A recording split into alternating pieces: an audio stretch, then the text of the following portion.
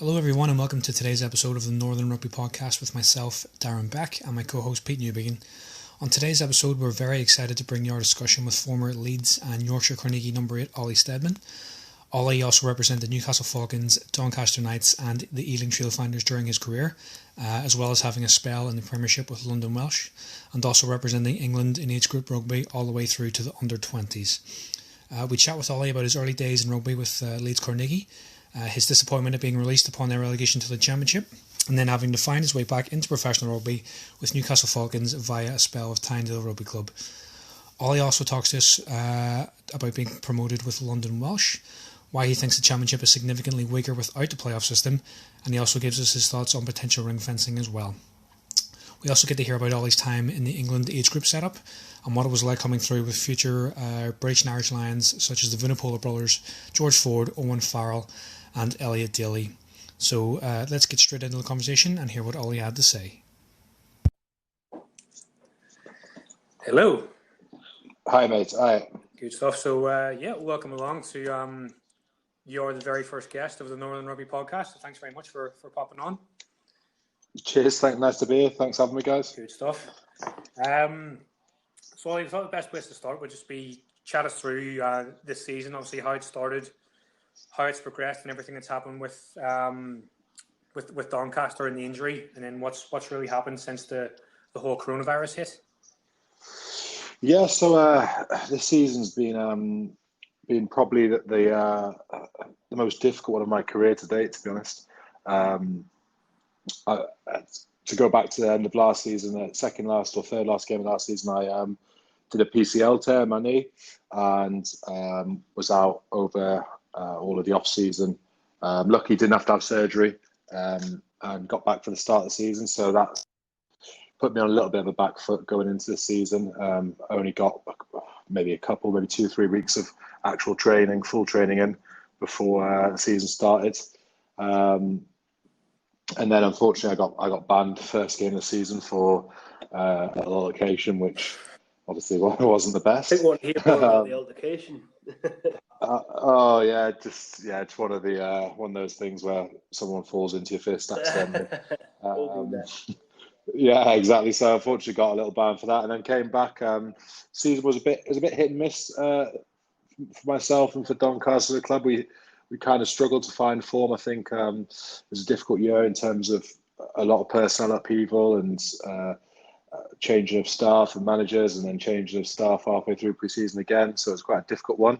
And then so eventually got through, sort of started getting into the season, and in January or start of February, I played away at Ampthill, and unfortunately, essentially snapped my ankle. Did 4 ligaments in my ankle and a fracturing in the bottom of my shin, which was difficult to take, obviously, when the season's been a bit stop-start and not gone as well as you'd like to. I think getting injured is always a frustrating time. So I had surgery on my ankle on the Thursday or Friday actually, sorry, and then came in on the Monday or Tuesday next week just to get some bandages and strapping changed. And unfortunately, Doncaster saw fit to hand me my notice and activated my injury clause, even though I still had sort of 17 months left on the contract.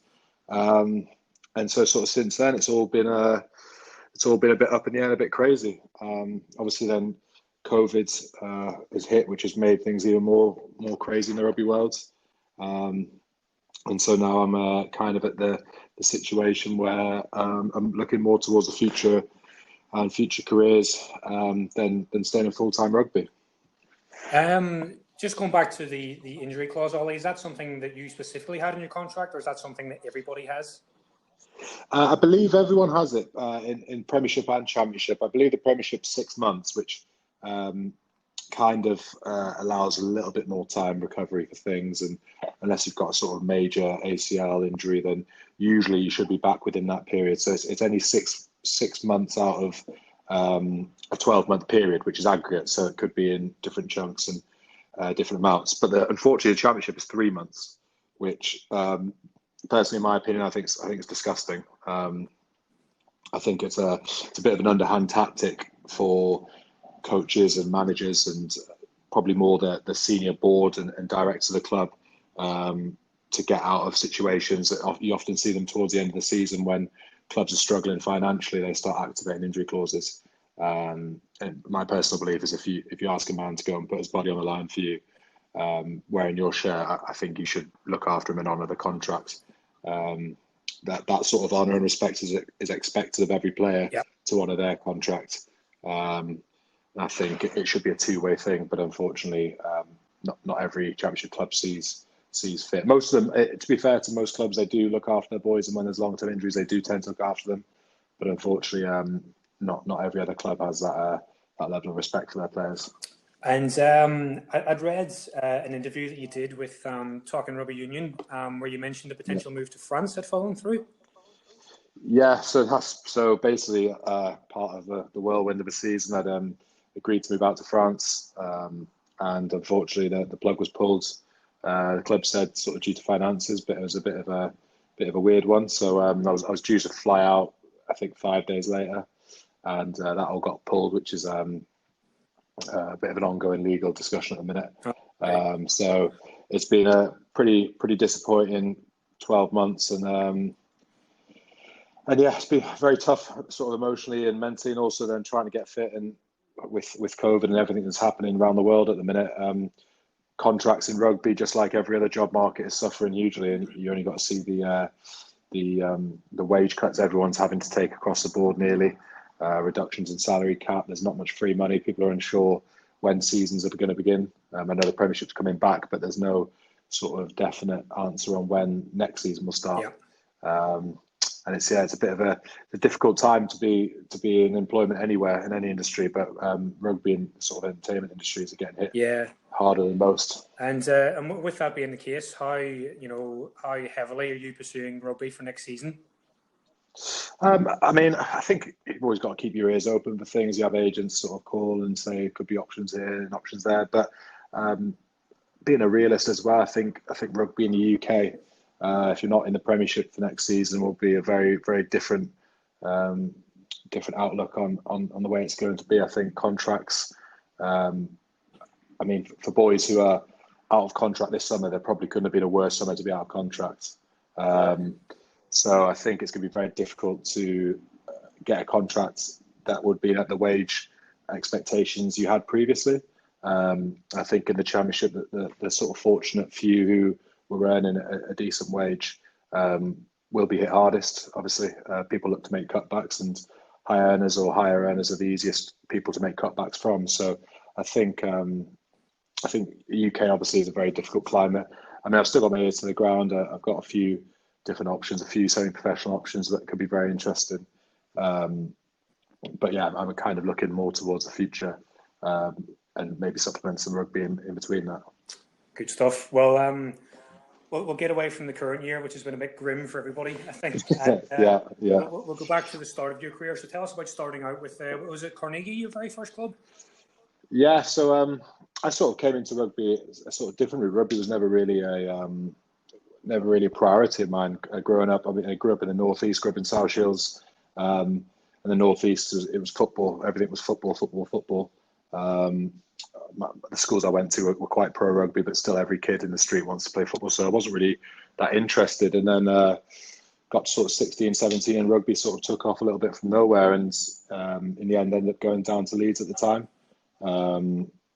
which was a real sort of interesting place to be, an exciting place to be. Obviously, Stuart Lancaster just sort of left the academy, moved on to the first team, and Leeds and Yorkshire as an area was kind of the hotbed of producing talent for the future at the time.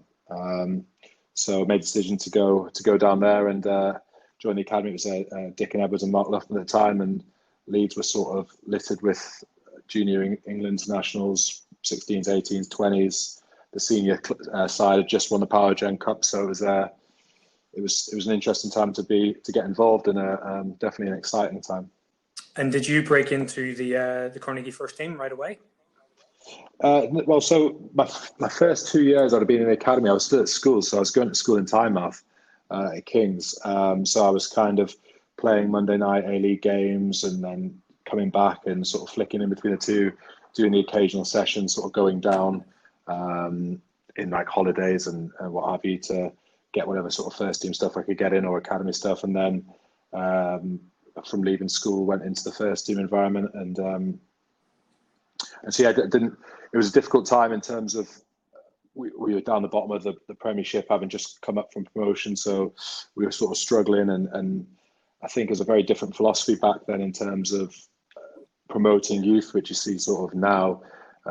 Clubs give kids a chance across the board nearly. And sort of in that era under Neil Back and Andy Key, it wasn't the most easy situations to give kids a chance. So I didn't make my debut until the following season. I got put out on loan at Otley, which was good. Some valuable lessons learned there. As did a lot of the academy boys. I think we had sort of 13 of the academy boys were on loan at Otley any one time. So it was a team sort of stacked with junior players under 19s, and you kind of learn the hard way of playing men's rugby. Yeah. And a few tough lessons on the way. We got a few kick-ins, as you'd expect, and then sort of started making my way into the first team. Good stuff. And me and Pete managed to find an article about your first England under-20 squad, which it's incredible looking back now, because most of these players, are superstar names today. So what was it like being in that squad?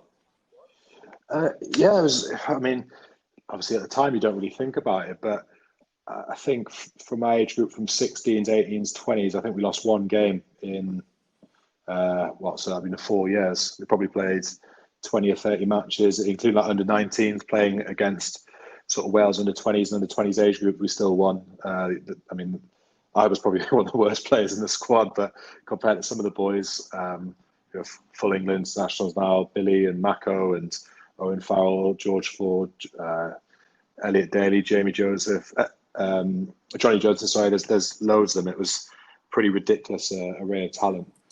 Could you tell then that they were going to be the players that they are now? Yeah, I mean, the majority of them. I mean, like when Billy and Mako rock up at 130, 140 kilos and they're throwing 16-year-old boys and 18-year-old boys around, you could always tell they were going to be pretty special. I mean, at so we were 18. At 16, George Ford came into the 18 squad and was probably the best player in the squad straight away. Was supremely talented. So I think all the boys who've gone on, I mean, you could tell from day one they had the sort of the it factor, and were definitely going to be special. Yeah. And then, how did the move back to the northeast from Carnegie come about? So it was a weird one. So Leeds got relegated and sort of made cutbacks everywhere, and unfortunately, I was one of the ones who didn't get kept on. So I was a bit unsure about what I was going to do, whether that's going to be rugby or just general life. So I actually went across to Australia to play for 6 months. I had a call off a mate who's an Aussie, came over here and had gone back and sort of said, "Do you fancy a bit of fun playing rugby over there?" So as a sort of 20, 21-year-old does, you just pack your bags and give it a go. And so I played for Southern Districts over there, and it was going really well. Fortunately, picked up a little injury, and I'd kind of been in discussions with various people, and they sort of said, "Well, I think the best idea would be to come home." So I came home just to get fit, played for Tynedale for a few weeks, and obviously Dino's a regular down in Tynedale, went over his neck of the woods, and yeah, so got chat with Dino, and then eventually signed to come back to Falcons. So there's a bit of an interesting one going sort of grew up in the northeast and then having gone away, and then eventually get an opportunity to come back. Yeah, well, from my accent, if you can't tell, I'm not a native Newcastle boy, but Pete is. No. He's a lifelong Newcastle fan, so I'll let him talk through the next because he recalls that season that you were there. He was in the stands. The championship. It was a championship winning season. There were some incredible players in that squad as well. I mean, you had the likes of Jimmy Gopeth was there, and he was pulling the strings every week. You had the likes of Ali Hogg as well in the forwards. Rory Lawson was there as well. So to sort of talk about sort of that and going into the Falcons setup and sort of having that taste of professional rugby with all those guys. What was that like? Yeah, it was also a great opportunity. I think coming back and playing for your sort of home clubs is always adds a little bit extra incentive. And I mean, the squad was sort of supremely talented with internationals dotted everywhere, and And then sort of the young lads who'd come through are now established sort of first teamers like Welshie and Mark Wilson, who were knocking on the door of sort of England selection. And obviously Mark eventually getting there. It was probably as strong a squad as I think the Championship's ever seen, maybe until Sarri's come down this year. And I mean, playing with those guys made life pretty easy, because like no teams were worried about what I was going to do when you've got 10 internationals on the pitch. So it kind of made life.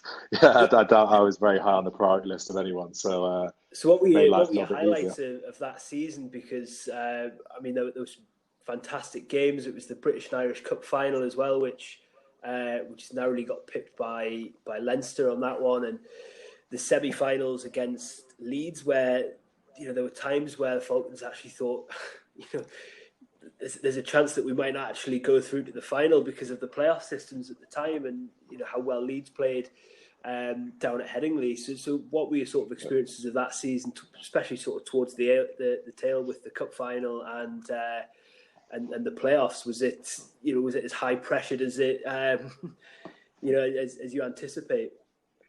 I think the cup final was a bit of a disappointment, losing to Leinster. And I remember when obviously went to extra time, and then we were sort of thinking, could this go to like penalty shootouts here? Yeah, I remember that as well. I remember it being freezing cold. Yeah, it was Baltic. It was mid-May as well, and it was freezing. Yeah. So typical Kingston Park.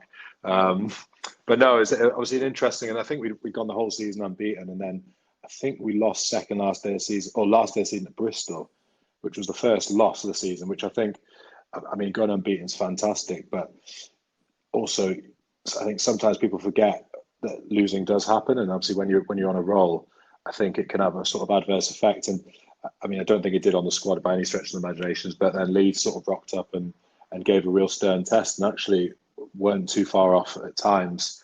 A couple of key moments and swings in the game could have been a very different outcome. Yeah, You look at that Leinster game, and it's some of the players playing. You've got Luke McGrath, you've got Dominic Ryan, Geordie Murphy, Fionn Carr. There was some cracking players playing, and obviously the British and Irish Cup sort of ceased to exist, and sort of moving on to that.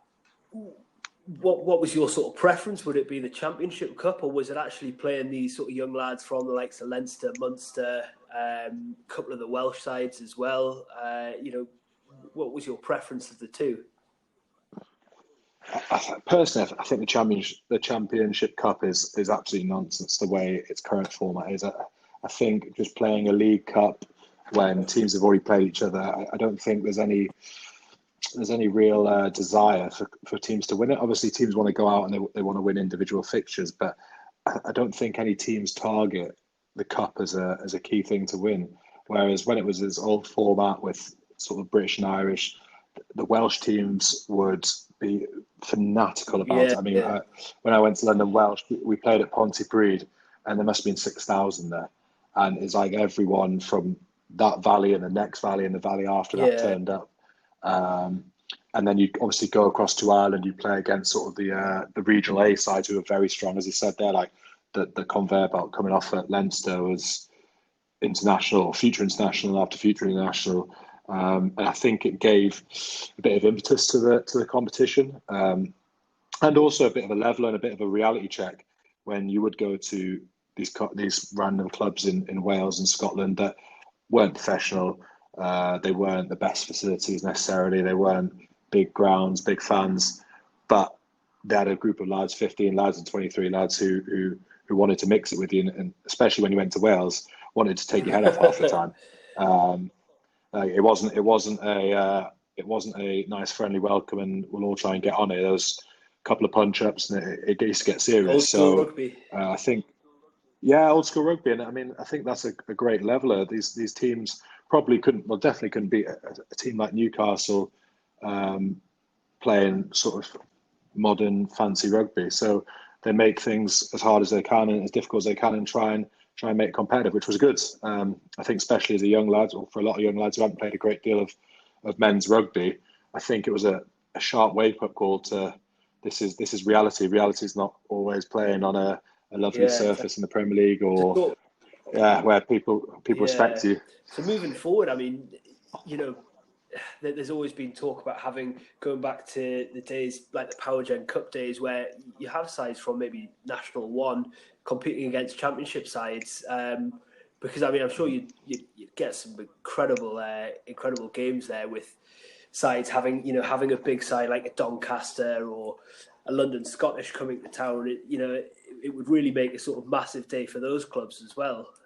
Would that be something that you would sort of be interested in seeing in the future? Seeing these cup competitions, see more sort of semi-professional to sort of amateur clubs play? Because I know Rugby League do it, which sees a few surprises. Would that be something you'd be interested in seeing? Yeah, definitely. I remember sort of going down to my local club, which is Westow, and at the time the Power Gen Cup was a tiered system. So I think Westow, we were probably bloody Northumberland Durham 1 or something quite low, maybe North East 1, and ended up on a cup run, played against Wharfdale, played against Richmond, played against Loughborough Students, who were two or three leagues above us. We beat 2 out of 3 of them. I think it was a great, it's like a bit of FA Cup. It gets a sort of romanticism out of rugby fans. I think I would actually take it a step further if I was in charge of the RFU, which is way above my pay grade. But if I was, I would get rid of the LV Cup and I'd make the A League. I'd make the LV Cup an A League and Championship Cup, and I would sort of say to the Premiership teams that it's obviously a chance to rest your sort of top stars, but after your best 15 or 20 players, then your sort of the second tier of your squad has to go and compete against Championship sides, which inevitably the sort of team's promotion might rotate a bit. But I think it'd be an interesting yardstick to see where the level of the Championship is compared to the Premiership and sort of those Premiership squad players. It's a great payday as well if you have a Harlequins or a Saracens or a Sale or Bristol coming to a Richmond or London Scottish or Ampthill. It's obviously a great payday for them, and it gets them on the map as well, the rugby map. I remember when the Falcons won the Power Gen Cup back in 2004. We played Pyrmont Bees in the semi-final, and they'd beaten Wasps in the round before, and that was huge. That was one of the biggest surprises Premiership or professional rugby's ever seen. I remember it being a huge thing, and that was brilliant to see. Yeah, I mean, a Wasp of that generation would have been an England star-studded side who might have been rested. I'm not sure, but the next tier of players would have still been considered very strong. And I think it'd be a very interesting matchup if you sort of took those top 15 players out of a Premiership side and put sort of the next best players in against full strength Championship sides as to whether they would win. I'm sure. I mean, a lot of teams would still win games. However, I don't think it would be as one-sided as someone might imagine. I think also for the fans getting out and going to these local grounds and going down to the Wreck at Richmond or these type of places that aren't as like plush and polished, but have a level of endearment, and you go into Richmond and have a few beers. I think for the rugby fan, that would be a fantastic day out and a fantastic idea. However, whether the RFU will do that because they don't particularly like funding the Championship, I'm not sure they would ever consider that. Well, Ollie, given that you've spent quite a bit of time in the Championship over the past 5 years, and you've kind of seen a transition from the kind of playoff days to what it is now, do you think that's a good move or a bad move? Did you prefer the playoffs? I think there's two sides, but I think if a team wins every game in the season, they deserve to go up on merit, which is, I can understand why the club coming down would feel very aggrieved about having to go into a playoff. However, I think the removal of the playoff system has actually killed the league. So, for example, I think Falcons beat Ealing this year just before Christmas. I think it's the last game before Christmas. That was the end of the Championship season because it'd been through a full round of fixtures. I think it was 12 games in or 13 games in. Falcons hadn't lost a game. They'd beaten their next closest rival. It was very, very unlikely Falcons were ever going to lose a game. So therefore, as a competition, it's over. For the bottom 2 or 3 sides, they're still looking over their shoulders and thinking we need to stay up. But then sort of the next 6 to 8 sides, there's nothing to play for. And I think in my experience, when it was down to playoffs, for example, at Falcons, Bristol beat us last day of the season. Had a result gone in their favour, they could have gone from 5th or 6th to 4th and snuck in the playoffs. London Scottish had snuck in the playoffs before Rotherham had done as well. So it kept the league competitive the whole way through. And I think also for the big clubs, it's a bit of a leveler because, I mean, the club coming down's funding is, I don't know, I think 6 or 7 times more than every other team in the league. So it kept them a little bit honest as well, the chance that this isn't actually going to be plain sailing. If you look at Bristol for years, had funding, had the budget, had everything, had a lot of investment and couldn't get out of the league. Worcester spent 2 years in the league because of playoffs. I think for the fan and for the neutral, I think playoffs were fantastic. You saw sort of playing in those games, attendances doubled, if not more. There was a real buzz about it. Sky TV were more involved, or whichever broadcaster would buy the rights would be more involved. And I think it gave something to play for, whereas now the championship essentially is decided before the season even starts. In all reality, no team's ever going to come down that'll be that weak. They're not going to win the league, which is a shame. You've got the experience of both kind of ways because that Newcastle team kind of walked the league, but as Pete said, they struggled in the playoffs and almost lost to Leeds. And then I believe it was the next season you went to London Welsh, and did Bristol win the league that year? But you obviously won the playoffs. Yeah, I think Bristol pipped us at the end of the season for the league, sort of the league leaders award. But then I think we might have played them last game of the season or second last game. Beat us at Ashton Gate. Oh no, Ashton Gate would be still the Memorial Ground. And then obviously the playoffs came. I think they beat Rotherham quite comfortably, I believe. I think it was Rotherham. And then we played them at home first round because they got the choice of home or away. And we're to be honest, pretty confident, I think. I think Andy Robinson was pretty confident that it'd be a repeat of what happened 3 weeks beforehand. And they got a bit of a surprise. I think still going into the second leg, a lot of the pundits and people in the sort of knowledge of rugby were saying, I'm sure Bristol have got enough to overturn this, which they probably should have on paper because they had a lot of players, a lot of money, a lot of quality there. But sport isn't always played on paper, and it actually was a bit of an underdog story and one sort of for the neutral and for the fan to go, how fantastic's that, seeing sort of the minnows beat the sort of the big absolutely. club. And our old mate Tom May was your captain that year, is that right? He was indeed, yeah. Tommy was our captain, did a fantastic job. Don't always better his captaincy, always permanent tan because the guy is always glowing, always bronze. He likes looking after the rig, so fair play to him. So you had some brilliant players in that London Welsh squad when you got promoted. Because you had Piri Wepu as well. What was that like playing with him? Because he'd have been a World Cup winner when he arrived at you guys. I think it was an interesting situation at London Welsh, obviously, where the season, I think that year went on later than any season they went on. I think we didn't finish till the second week of June or something crazy, which once you've given the boys sort of 4 or 5 weeks off to recover after, I think we were in our 54th week of the season from when we came back to pre-season. So ridiculously long season, which playoffs always bought. But I mean, it's kind of one of those things, you got a squad, you have to sort of put up with it. I think we only did 3 weeks of pre-season and then we're straight into friendlies and straight into season. So it was a very tough period to manage. We lost a few boys going up, which obviously in hindsight was massively to the detriment of the squad, I think. One thing that, Welsh sort of had the year we came up was a brilliant sense of camaraderie and a brilliant sense of, we were sort of like the scruffy bunch, we were the sort of undesirables who all stuck together and made something happen. I think it's very easy as a coach to sort of not get starry-eyed, but you see sort of big names and players who've got X, Y, and Z on their resume, and it's very easy to go down that route and say, well, on paper it works, so it'll work on a pitch. I think we've obviously coupled in with a short pre-season, not the biggest budget by any stretch of the imagination, sort of big turnover of players. It was quite difficult, but obviously some of the players he brought in, like Piri, wasn't anywhere near his best and wasn't the player he once was, which I'm sure he'd be the first to admit. But when you walk in a change room, you see a World Cup winner who's won World Cups and, I mean, played at 9 for the All Blacks and played at 10 and kicked goals. You sort of go, oh, this guy's a bit different. And as I say, even though he wasn't in the condition that he'd like to be in, the sort of level he'd like to be at, I mean, he still had a few things he could learn, so a few tricks up his sleeve. Good stuff. Was that the season? Did you guys have to relocate that year as well, or had that already happened?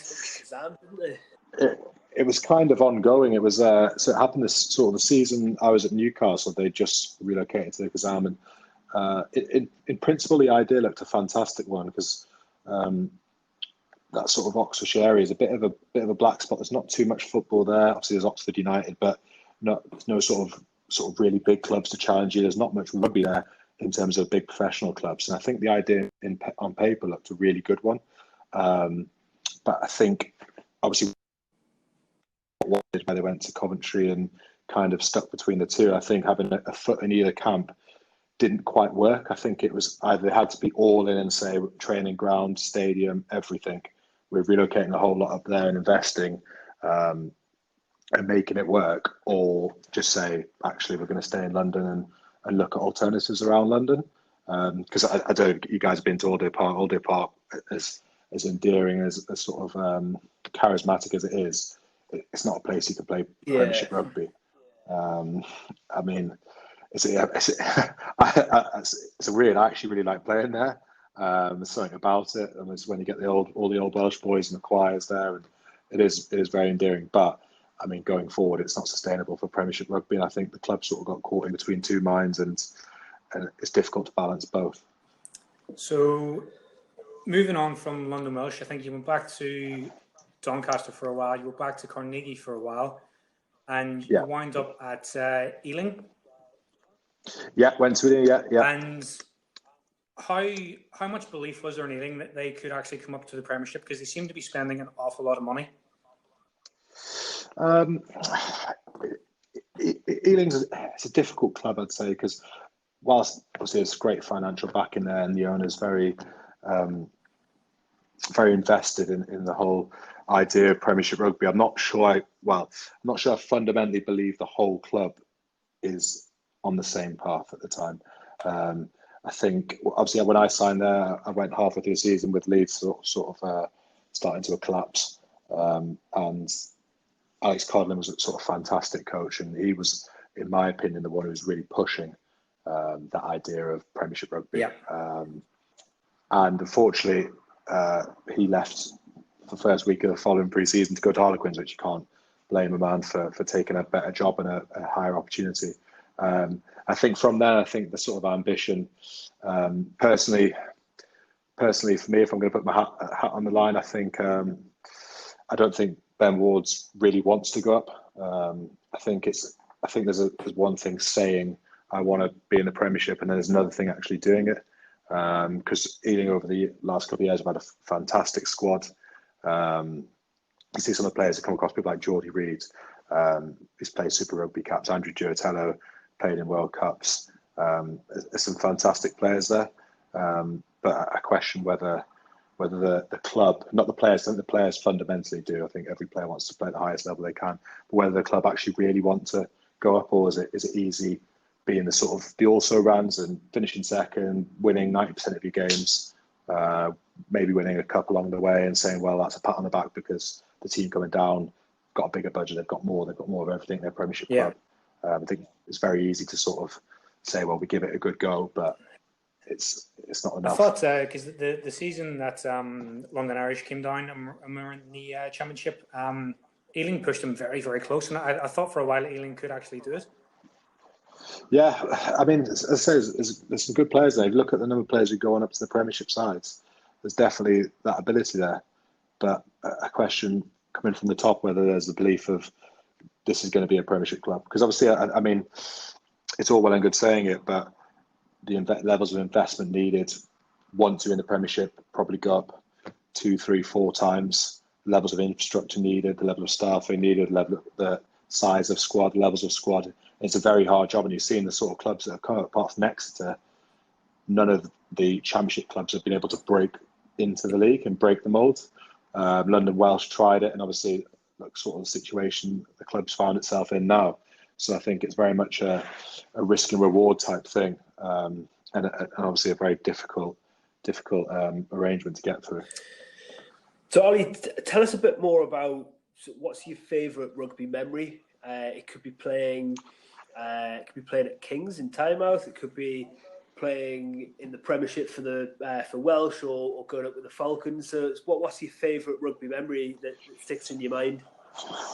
Oh, Jesus. Favourite rugby? Favourite memory. It's been a few. I mean, starting off rugby, I first went to school. Playing at sort of a historic school was fantastic. That's where I kind of found a bit of love for rugby. Making my first team debut at Leeds, even though we got absolutely pumped at Clefley, like 50 points to 5. Was good. I mean, I think we had a 7-hour bus home, and I wasn't allowed to sit down for the whole 7 hours. So that's another. I think we'd been pre-made little shepherd's pies that were sort of made by the chef, and we had a small oven in the on the bus, and they could only fit in 2 at a time. And so I did 23 players plus travelling reserves, plus probably did nearly 40 shepherd's pies, which took me most of the trip home to heat them up and dish them out to the boys, as the young lads had to do back then.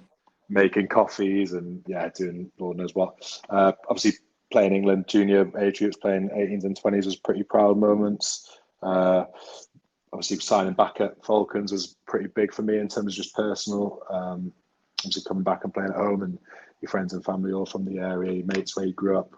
I mean, the only rugby club I ever watched, a handful of times professionally growing up was Falcons. So that was a big one.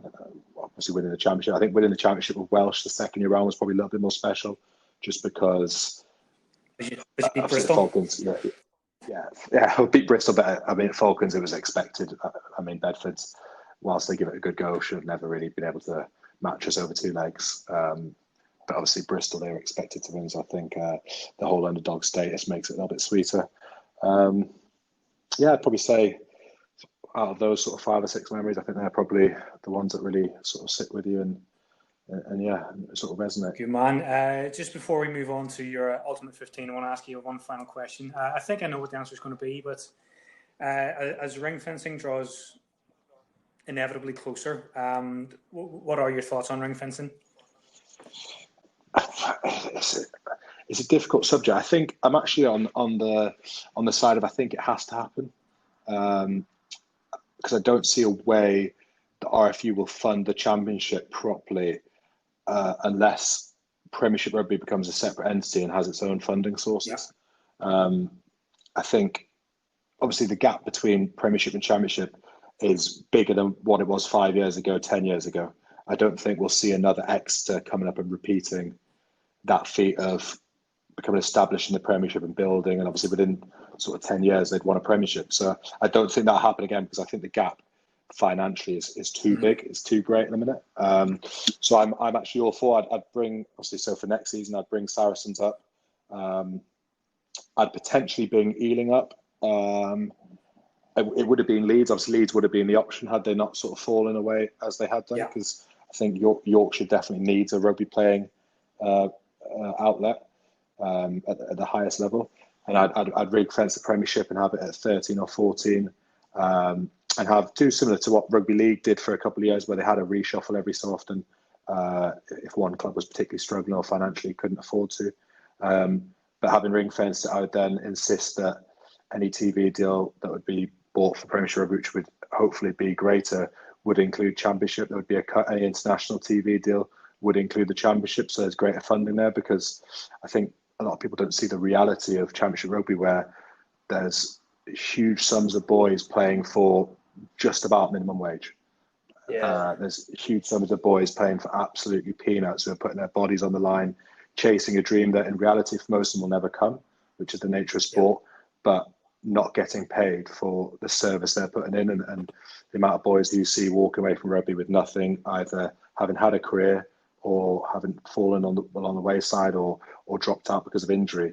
I don't think they're rewarded for their endeavours anywhere near enough. Obviously, there's been a few players which I've been pretty fortunate to get paid well, but a lot of boys get paid pathetic sums of money by their clubs. And I understand the clubs haven't got a bottomless pit of money, But I think the RFU have to fund it properly, and the recent budget cuts, in my opinion, are disgusting. So a competitive championship is good for everyone. It's good for the Premiership. It's good for international rugby. So I'd be all for ring fencing if it meant that funding from the championship and below was done properly. Okay, well, I take back what I said. I didn't know what you were going to say, because I thought you'd be avidly against ring fencing, but there you go. I wouldn't have said it. I wouldn't have said it 5 years ago. I definitely wouldn't have said it 5 years ago when the league was a bit stronger and teams had a bit more money. But the way, I mean, next season probably 6 out of 12 championship clubs will be part time, and I can only see that number increasing, which is difficult. Right. Well, we're going to finish with your ultimate 15. So hopefully you've had a good thing about it, all those fantastic players you played with.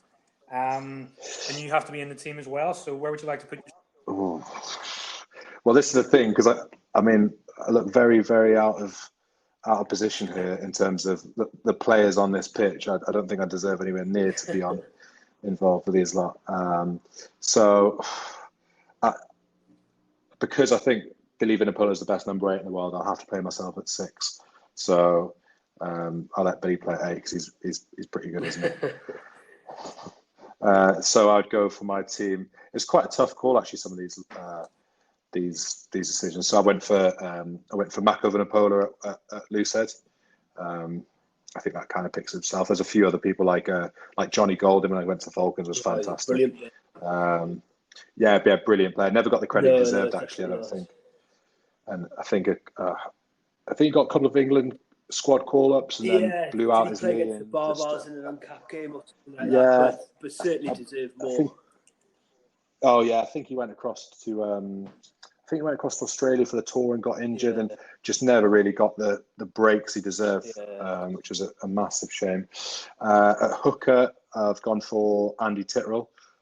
Played with him at Leeds and at Welsh, and I mean, for a guy of his size to be able to compete and excel, I thought it was fantastic. Yeah, he wouldn't have been a bad one when you're a young lad at Leeds. If you cause a bit of friction on a pitch, not bad to have Andy Titterell backing you up, is it?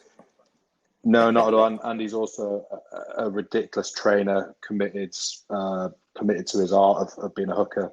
Because probably, if you look at Andy Titterell's body shape, probably should have been a scrum half in terms of size.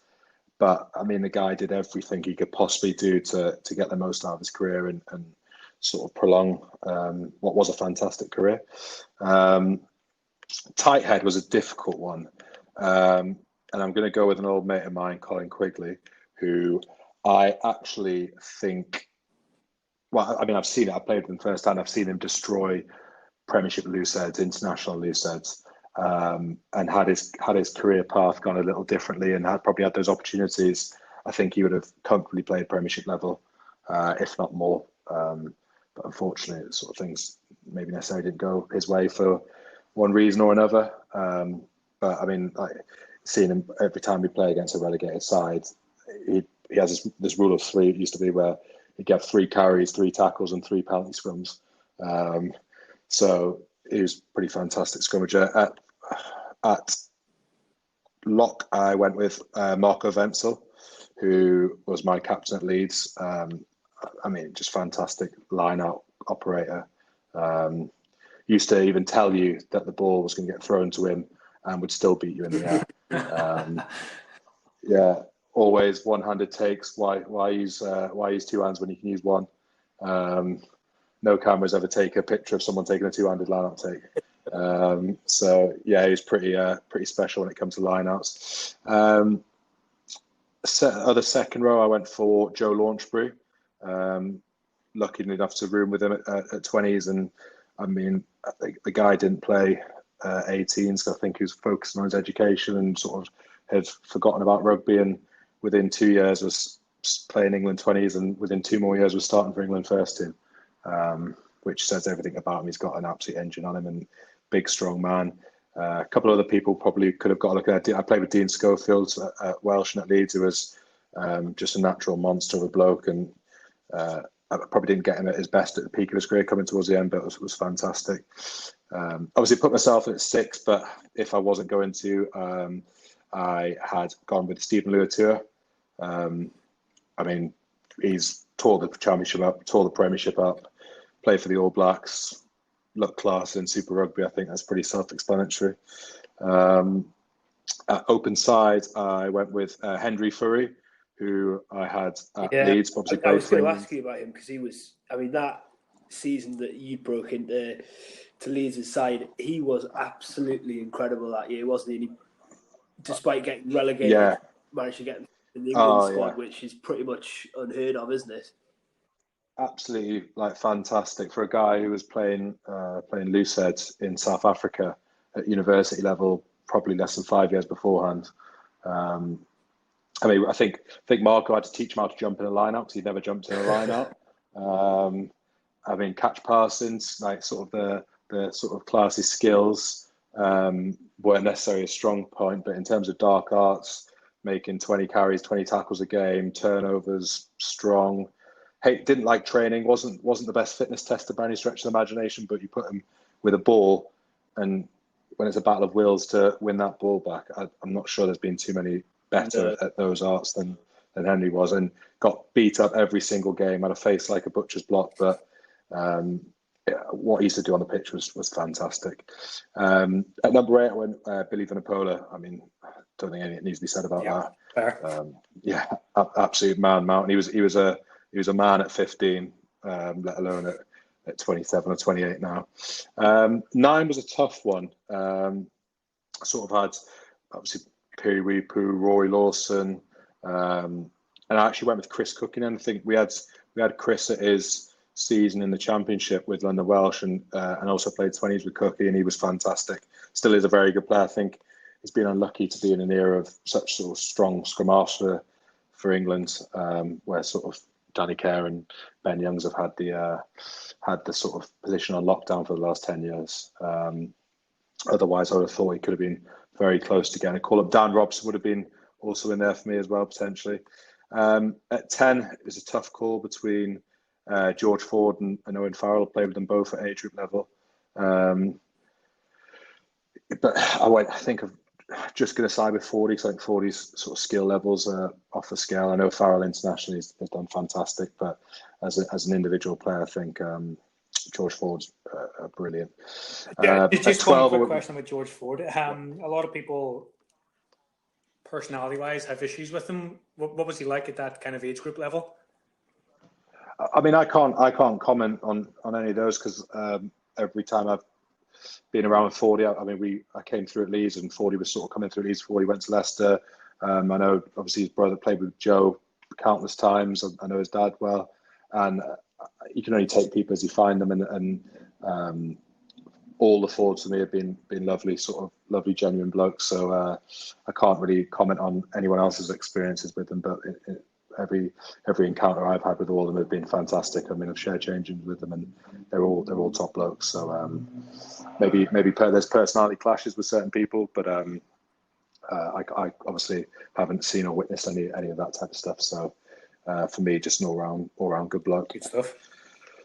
At 12, I went with Jimmy Gopperth. I think Jimmy's still is, probably still will be fantastic. I think had he not been a Kiwi, he'd have had 50, 60, 70 caps at any other test playing country. Unfortunately, when he come through and Dan Carter's at 10 and Marnoni's at 12, it's a tough ride. Pretty tough gig, but I mean, Jimmy at Falcons was fantastic. It's like wine, isn't he? He just keeps getting better every single year.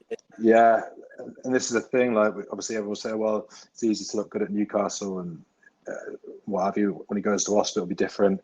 And then became the best player at Wasps. And they've got Cipriani now, and Jimmy's still the best player. I mean, he was a Premiership Golden Boot winner for the Falcons in the relegation year. So he's exactly. He was a fantastic player. Yeah, exactly. And I mean, like, people say, he's getting older now, and he's still probably their best player in the team. I think he plays 10, plays 12, plays 15. I mean, I've never been probably more impressed by playing and training alongside a player. I think he's absolutely fantastic. At 13, I went with Manu, obviously another player I played England age group with. Again, another man child. He was a man at 14 or 15, and we used to be genuinely at sort of 16. Most people were terrified to play against him. You'd sort of play Leicester Academy games, and they're all Leicester typically quite big lads. And then you'd see Manu, where he couldn't roll his socks up because his calves were that bloody big, and just what more needs to be said about him? Fantastic player. On the wing, I went with Jonah Holmes. I played with Jonah at Leeds and an age group, and he did well going to Leicester and broke into the Wales squad. Jonah's fantastic, electrically quick. I think he'll get more caps. Now he's gone to Newport next season. Really, really talented player. One of those guys who looks like they're jogging but runs past everyone and doesn't often break sweat, doesn't often break strides. Just sort of play makes it quite effortless, which is it's good to watch. It's not very good when you're playing against them, but when you're on their team, you just shout support as he makes a line break, and you're sort of busting a gut to get up near him. On the other wing, I went with Christian Wade. For a guy to be, I think he's second or third Premiership try scorer of all time and only played till he was 27, says everything about how good attacking wise he is. I think he's been dealt a very bum deal with England to not get senior caps, because when he's scoring the amount of tries that he did, I think it probably tells you something that might be missing. Yeah. Obviously, gone to American football now, and hopefully, fingers crossed, looks like he's going to get in the full squad at Buffalo for next year, which would be absolutely amazing to go and take on a sport as big as American football. And his first, everyone saw, went viral type thing. Saw his first touch for the ball, and he's ran it 70 yards in for a touchdown. Yeah, that was incredible. I think it's hard to comprehend, like, obviously how big a sport American football is and how many people try and become American footballers and fail. And then you get this kid from northwest London, he say there's a ball, all right, go carry it, and he runs it 70 yards in. It's just off the scale. So I really, really hope he gets in the starting 52 squad or 53-man squad for next year. And then at fullback, I went with Elliot Daly, which is also a pretty self-explanatory one. The guy, he used to kick him off the tee 60 metres when he was 18, as well as every other facet of his game, which is pretty outrageous, isn't it? That's a hell of a team. Yeah, it's not bad. A bit of a show-off team. I felt like I should have mixed up and not try to be show-off, but I don't think I could have put too many other players in there ahead of any of those lads. Team. I think what we're going to do is throughout the series, as we record more and more, we're going to get everybody's ultimate 15s together and just fight it out for who's best. So I think that's going to have a good shout. Yeah, well, there's a few lads who've done all right in their careers, haven't they? I don't think too many of them have done badly. But excellent. Well, thanks very much, Ollie, for coming on. It was good to chat through your history and some interesting stories in there. Yeah, definitely. Yeah, it's wonderful. Thanks ever so much for having me, guys. It's been a pleasure. And we're going to launch officially next week, so you will be the first. So we'll keep you up to date with everything, and hopefully we'll speak soon. Okay, cheers. Thanks ever so much, guys. Ollie, all the best. Cheers, bud. Bye-bye. Cheers. You too. Thank you ever so much. Bye-bye.